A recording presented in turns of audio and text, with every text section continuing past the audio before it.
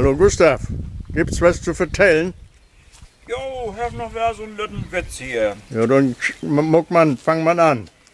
Maike, die ist mit ihrem Dirk nur schon einige Monate befreundet. Hij ist eigentlich so ein ganz netten Kerl. Und sie hätte ihm auch tüchtig gern.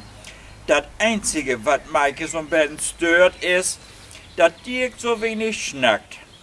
So gern hase auch doch mal was Schönes und was Leibes von ihm hört.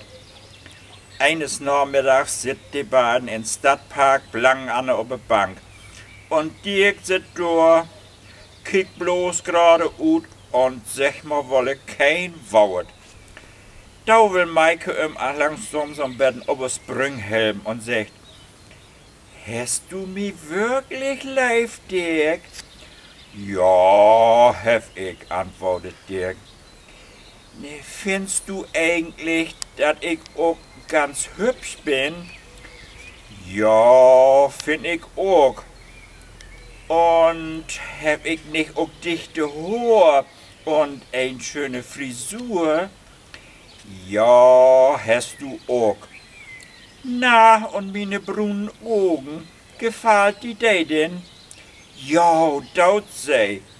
Und mein Bein, kann ich mir denn doch nicht auch mit sein laden? Ja, kannst du.